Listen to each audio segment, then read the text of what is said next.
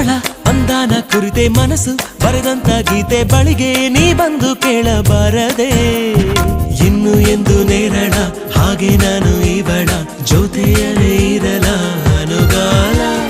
ನಡೆ ನೋಡಿ ಸರಳ ಮೆಚ್ಚಿಕೊಂಡೆ ಬಹಳ ನನಗೆ ಅಂತ ಹುಟ್ಟಿ ಬಂದ ತಾರೆ ಇವಳ